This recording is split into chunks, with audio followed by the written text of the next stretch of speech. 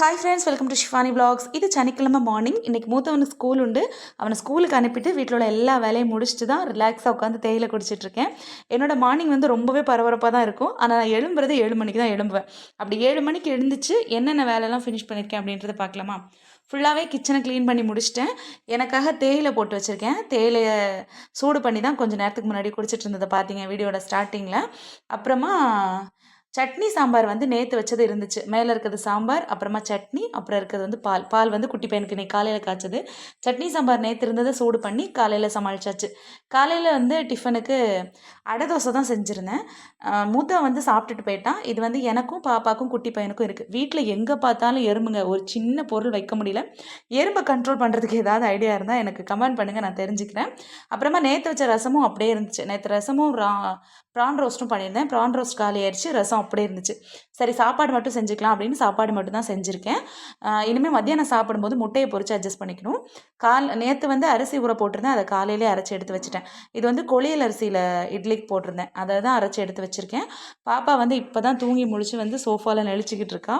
காலையில் எந்திரிச்சது என்னோட வேலை துணியை துவைக்கிறதான். ஏன்னா வாஷிங் மிஷின் ரிப்பேராக ரொம்ப நாள் ஆச்சு. 2-3 நாள் சேர்ந்து துவைக்கிறதுக்கு ரொம்ப கஷ்டமாக இருக்குது. இப்போ ஒரு வாரமாக இந்த மெத்தட் தான் ஃபாலோ பண்ணிகிட்டு இருக்கேன்.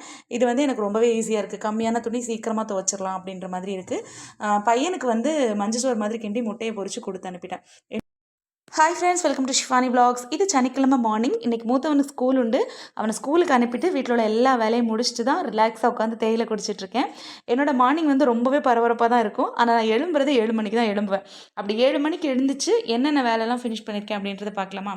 ஃபுல்லாகவே கிச்சனை க்ளீன் பண்ணி முடிச்சிட்டேன். எனக்காக தேயிலை போட்டு வச்சுருக்கேன். தேயிலையை சூடு பண்ணி தான் கொஞ்சம் நேரத்துக்கு முன்னாடி குடிச்சிட்டு இருந்ததை பார்த்தீங்க வீடியோட ஸ்டார்டிங்கில். அப்புறமா சட்னி சாம்பார் வந்து நேற்று வச்சது இருந்துச்சு. மேலே இருக்கிறது சாம்பார், அப்புறமா சட்னி, அப்புறம் இருக்கிறது வந்து பால். பால் வந்து குட்டி பையனுக்கு இன்னைக்கு காலையில் காய்ச்சது. சட்னி சாம்பார் நேற்று இருந்ததை சூடு பண்ணி காலையில் சமாளிச்சாச்சு. காலையில் வந்து டிஃபனுக்கு அடை தோசை தான் செஞ்சுருந்தேன். மூத்தவன் வந்து சாப்பிட்டுட்டு போயிட்டான். இது வந்து எனக்கும் பாப்பாக்கும் குட்டி பையனுக்கும் இருக்குது. வீட்டில் எங்கே பார்த்தாலும் எறும்புங்க. ஒரு சின்ன பொருள் வைக்க முடியல. எறும்பை கண்ட்ரோல் பண்ணுறதுக்கு ஏதாவது ஐடியா இருந்தால் எனக்கு கமெண்ட் பண்ணுங்கள், நான் தெரிஞ்சுக்கிறேன். அப்புறமா நேற்று வச்ச ரசமும் அப்படியே இருந்துச்சு. நேற்று ரசமும் ப்ரான் ரோஸ்ட்டும் பண்ணியிருந்தேன். ப்ரான் ரோஸ்ட் காலி ஆயிடுச்சு, ரசம் அப்படியே இருந்துச்சு. சரி, சாப்பாடு மட்டும் செஞ்சுக்கலாம் அப்படின்னு சாப்பாடு மட்டும் தான் செஞ்சுருக்கேன். இனிமேல் மத்தியானம் சாப்பிடும்போது முட்டையை பொரித்து அட்ஜஸ்ட் பண்ணிக்கணும். நேற்று வந்து அரிசி ஊற போட்டிருந்தேன், அதை காலையிலே அரைச்சி எடுத்து வச்சுட்டேன். இது வந்து கொளியல் அரிசியில் இட்லிக்கு போட்டிருந்தேன், அதை தான் அரைச்சி எடுத்து வச்சுருக்கேன். பாப்பா வந்து இப்போ தான் தூங்கி முழிச்சு வந்து சோஃபாவில் நெளிச்சிக்கிட்டு இருக்கா. காலையில் எந்திரிச்சது என்னோட வேலை துணியை துவைக்கிறதான். ஏன்னா வாஷிங் மிஷின் ரிப்பேராக ரொம்ப நாள் ஆச்சு. 2-3 நாள் சேர்ந்து துவைக்கிறதுக்கு ரொம்ப கஷ்டமாக இருக்குது. இப்போ ஒரு வாரமாக இந்த மெத்தட் தான் ஃபாலோ பண்ணிகிட்டு இருக்கேன். இது வந்து எனக்கு ரொம்பவே ஈஸியாக இருக்குது. கம்மியான துணி சீக்கிரமாக துவைச்சிடலாம் அப்படின்ற மாதிரி இருக்குது.